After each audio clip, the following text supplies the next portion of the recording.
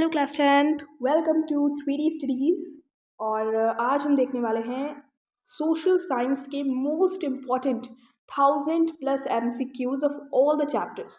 What this mean? This mean that we are going to cover whole chapter, I mean whole SST book, means your 4 history, geography, civics and economics, full of the course in one shot. Why the use of MCQs? So hope so you all are ready, and yes, you all are super excited for the session. I know that. So before going to be starting about the session, I would like to tell you that do share this video to your friends so they can also get benefit and can ace their board exam with a huge concept. Okay, without wasting time, let us go to the MCQ number 1. Number 1, what among the following form the secret societies called Young Italy? Again, I would like to tell these are going to be your PYQs as well, because this question is repeated regularly. Okay, so we'll be looking on this also.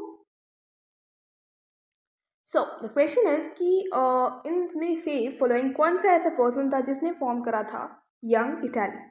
Answer goes for this question is Giuseppe Mazzini. Okay, Giuseppe Mazzini is the right answer to this question. Okay, moving ahead, we have another question, that is Illy. The measuring unit in Germany was used to measure. तो जो इली था, ठीक है, इली जो word है वो हमें बताना है कि ये एक मेजरिंग यूनिट था कि किस चीज़ का मेजरिंग यूनिट है। लाइक हमें पता है कुछ चीज़ें होती हैं जिन्हें हम सेंटीमीटर में मेज़र करते हैं, कुछ चीज़ें होती हैं हम लीटर में मेज़र करते हैं, and many other etceteras, right? So what do you mean by इली? That is a measuring unit sorry, measuring unit in Germany. So the answer to this question is, hope so you all know, that's none but your clothes. Clothes are the clothes. For measuring clothes usually we use illy. Okay, the pronunciation is illy. It can differ by person to person. Okay, now it is saying Zulbirium started in 1834 in Prussia refers to a बहुत important question है, repeatedly बहुत बार I'll be saying कि repeat हुआ है, ठीक है? तो please put a star on this कि जुलबेरियम जो है आपका started in 1834 we know in Russia, refers to किस चीज़ को ये रिफर करता है? एक्चुअली में आपका जुलबेरियन क्या था? ये था कस्टम यूनियन, ये था फार्मर्स यूनियन, ये था लेबर यूनियन, और ये था आपका ट्रेड यूनियन। सिंपल हमें पता है कि this was a custom union, ठीक है? मैंने इस पर शॉर्ट वीडियो भी एक डाला हुआ है। So if you will be going in our thoughts, so you will be looking कि अलग से एक टॉपिक होगा मेकिंग ऑफ अ जर्मनी, ठीक है? तो उसमें ये पूरा टॉपिक मैंने अच्छे से एक्सप्लेन किया हुआ है, so you can watch to this also, that also. Okay okay, moving ahead everyone with the another question that we had is, what do the saints, angels and Christ symbolize in the utopian vision? ठीक है, तो जो utopian vision था उसमें आपके सैंट्स, angels और जो आपके क्रिस्ट से वो क्या चीज़ सिम्बलाइज करते थे? They symbolize equality among the people. They tell us the fraternity among the nations, freedom to the nation, resentment against nation, or what? यहाँ पे एक और ऑप्शन मैं ऐड ऑन करना चाहूँगी, बिकॉज देखो PYQs लगा रहे हैं एंड मेन चीज़ है कि कभी कभी आपको 1 2 3 ऑप्शन दे देगा और नीचे लिख देगा all of the above. So you might be confuse कि यू विल बी डूइंग 1 2 3, सो देखेगा कि ये एक है, दो है, तीन है, तीन ऑप्शन है, तीनों के लिए एक होगा, ऑल द अबव होगा, टिक कर देंगे। बट इसीलिए मैं बता रही हूँ क्वेश्चन कैसे फॉर्म हुआ है डजेंट मैटर, क्वेश्चन और कैसे फॉर्म हो सकता है दैट थिंग मैटर, ठीक है?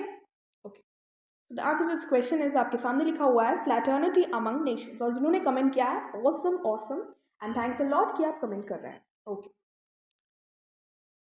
Now it is saying that who were the junkers. बहुत इंपॉर्टेंट क्वेश्चन है, फिर से देखो जो भी करा रहे हैं इंपॉर्टेंट ही है, बट जहाँ से और इम्पॉर्टेंट मैं बता रही हूँ वो तो बहुत इंपॉर्टेंट हो रहा है, ठीक है? क्योंकि हर चीज़ इंपॉर्टेंट, बट कुछ चीज़ें होती हैं जो मोस्ट इंपॉर्टेंट होती है ना, वो वाला, ठीक है? Okay, who were the junkers? Junkers कौन थे? आपके सोल्जर्स थे, अरिस्टोक्रेसी थे, वेवर्स थे, या फिर लार्ज लैंड लोनर्स थे? हमें पता है कि लार्ज लैंड लोनर्स थे, but I would like to repeat that many of my friends do this question wrong because they think कि junkers means aristocracy. And yes, you some of from some of you, many of the friends have been thinking कि ये हो सकता है answer, ठीक है. So don't think that, because the right one is right. Junkers are not associated with your aristocracy. They are associated with large land owners. Okay, thank you so much. Moving ahead with another type of question that we had is, which treaty recognized Greece as an independent nation? ठीक है, तो ऐसी कौन सी treaty थी Greece के लिए? बता, देखो कितनी ट्रीटी हुई है चैप्टर नंबर 1 में, एंड आई रिपीटेडली से टू यू, ठीक है, बार बार मैंने ये बोला है कि दीज ट्रीटी जितनी भी साइन हुई हैं, दे आर मोस्ट इंपॉर्टेंट, ठीक है. अब यहाँ पे देखो, treaty of Constantinople, treaty of Vienna, treaty of Versailles, ये सब अपने आप में भी इंडिविजुअली डिफाइन करने को आ सकती हैं. ईयर पूछ सकता है, किसने रिकॉग्नाइज किया था, क्या इसके पीछे का यू कैन से मकसद था, ठीक है. तो anything can come, but the thing is कि आपको प्रिपेयर होना चाहिए. But to answer this question we had, which treaty recognise Greece. Greece को किस ट्रीटी ने इंडिपेंडेंट नेशन कहा था, ठीक है. Treaty of Constantinople 1832, and yes that's the right answer we know, ठीक है. सामने ही एनसीईआरटी में लिखा हुआ है, तो ये थोड़ा घुमाऊ क्वेश्चन नहीं था I think so. Okay okay, another question that we had is, by which of the following treaties, देखो फिर आया treaties का क्वेश्चन, मैं कह रही हूँ रिपीटेडली इंपॉर्टेंट है. तो हमें बताना है कि इसमें से कौन सी ट्रीटीज हैं was assigned by United Kingdom, UK, just a second, UK of Great Britain formed. Treaty of Versailles, Act of Union, Treaty of Paris, Treaty of Vienna. Here written treaties, not treaty. Okay, तो पहले ये सब option cut जाते हैं. Act of Vienna, act of union he form हुआ था, ठीक है, यूनाइटेड किंगडम में, जो ब्रिटेन ने फॉर्म किया था. I think great Britain will be right answer. Which is the following group of powers collectively defeated Napoleon. हमें पता है नेपोलियन, ठीक है. तो हमें पता है Napoleon Bonaparte. Who was Napoleon Bonaparte, define अलग से भी आ सकता है, इनके कॉन्सिक्वेंसेज या फिर जो भी नेपोलियन ने करा था, कुछ डिसीजंस गुड लिए थे, कुछ अगेंस्ट लिए थे, तो वो भी क्वेश्चन इंडिविजुअली आ सकता है. Before living the concept we had Napoleon collectively powers, ठीक है. तो इसको याद करने के लिए मैंने एक सिंपल ट्रिक, मैंने जब चैप्टर पढ़ाया था, चैप्टर नंबर 1, तो I told you that there was a trick to remember all the powers. As यहाँ पे आप देखेंगे तो many of you can confuse. तो कैसे आपको याद रखना है, लेट मी टेल यू. प्रैप, ठीक है, प्रैप से याद रखना है. Let me change the colour.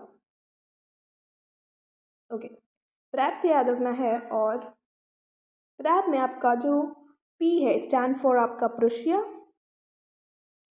Okay. R stand for आपका Russia, and A stand for आपका Austria, not Australia, many of you got confuse, and B for Britain. देख लो कौन सा ऑप्शन मैच हो रहा है. इंग्लैंड है पहले कट गया, इंग्लैंड है पहले कट गया, हियर इटाली है कट गया, and the correct answer is C. Nice. See, let's move to the other question, everyone. Okay, now most important question again. What's the question is number 9. Romanticism refers to a. We know this was not a religious movement, not a political, and not a literacy movement, but a cultural movement, which you can say which was connected to many ideas, to many you can say cultural performances and even your poems, ठीक है. और आपकी जितने भी flock हैं और जितने भी बुक्स हैं, राइटर्स हैं, तो that all refers to the romanticism. Okay, 10th question is the fill in the blanks. Austrian chancellor, very very important question, repeatedly आया हुआ है. ड्यूक मैटरनिच, याद कर लो. Austrian chancellor dash hosted the congress of Vienna. That is Duke Metternich. और एक और चीज़ ड्यूक मैटरनिच के बारे में, that he also set the line that, अभी हमें पता है कमेंट में बहुत लोग लिख रहे होंगे, that's great, when France sneezes, when France sneezes, the rest of the Europe, कुछ ऐसे करके, I do not remember the whole sentence. Okay, when France sneezes, the rest of the Europe got like that something, ठीक है. तो पूरा ये जो sentence है मोस्ट इम्पॉर्टेंट है. जो कि ड्यूक मैटरनेस ने बोला था। क्लियर? ओके, देखो मैंने इसका पूरा नहीं बताया है। You are required to answer in the comment box and I will be seeing कि किसको किसको याद है सेशन के लास्ट तक।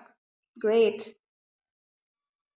Another question that we had is fill in the blanks आने वाले हैं everyone, but they are two most important and they are called the MCQs only, so don't know about that. The first clear expression of the nationalism came from most important question, repeatedly question है और easiest question. Okay, so what the question is? The answer to this question is French Revolution gave the expression or the idea or the clear expression or the clear exploitation, clear picture of nationalism came with the French revolution. ठीक है, तो ये question repeatedly घुमा के आया हुआ है। I mean clear expression लिख देते हैं या क्लियर पिक्चर लिख देते हैं, तो इसलिए मैं रिपीटेडली ये बोल रही हूँ। Okay, the civil code of 1804 was known as Napoleon code. ठीक है, और एक और चीज़, नेपोलियन कोड जो सिविल कोड था उसमें कुछ गुड पॉइंट्स थे, कुछ बैड पॉइंट्स थे, तो दैट आर टू इम्पॉर्टेंट। ठीक है, तो मैंने वन शॉट वीडियो बनाया था, तो उसमें मैंने पूरा एक्सप्लेन किया हुआ है with the trick, so you can go and watch that. Okay, और जिन्होंने देखा है आई नो फ़ायदा हुआ होगा and they too are able to remember all the concepts. Clear and thank you so much कि आप लोग इतना शेयर कर रहे हैं वीडियो को और हेल्प कर रहे हैं। So thanks a lot everyone, because most important questions हैं और PYQs हैं, तो यू कैन से कि बहुत ही मेहनत से बनाया गया है। ठीक है, okay. Dash became the allegory of the German nation, Germania. ठीक है, Germania became the allegory of the German nation. और जर्मानिया पे इम्पोर्टेंट आ जाता है कि जो उन्होंने चीज़ें पहनी थी या फिर उनके पास जो चीज़ें थी, पिक्चर पूरा है जर्मानिया का ना, तो वो उससे भी क्वेश्चन पुट ऑन करके आ सकता है कि डिफाइन दिस और what this symbolize the picture form of question. ठीक है, जो इम्पोर्टेंट है मैं बता रही हूँ everyone, please to remember. True false conservative regimes set up in 1815 was democratic in nature? Not at all. It's not a democratic in nature. Conservative है ना, old society से related था, old themes को मानता था, तो they are not a democratic in nature. They actually want कि यहाँ पे aristocracy फिर से आ जाए। ठीक है, we don't want any kind of democracy. We want कि फिर धीरे धीरे टाइम टू टाइम उन्हें ये सब चीज़ें माननी पड़ी कंजर्वेटिव्स को, और ड्यू टू डैट उन्होंने कहा ठीक है चेंजेस आप लोग ला रहे हैं, बट लाना इंपॉर्टेंट है, but gradually shift is must. ठीक है, okay. Another type of question, one more question है, मतलब कि MCQs ये everyone. The direct vote by which all the people of the region were asked to accept or reject the proposal is known as la patrie? Not at all. La patrie and la citoyenne stands or emphasize as la patrie stands for fatherland, citoyen stands for citizenship. Again, la patrie stands for fatherland, and la citoyenne stands for citizenship. Remember one thing once more, फिर से मैं कह रही हूँ मेरे shorts जरूर आप लोग देख लें, because there is a reason. जो मैंने शॉर्ट में I be giving the link in the description, so you are not required to watch everyone.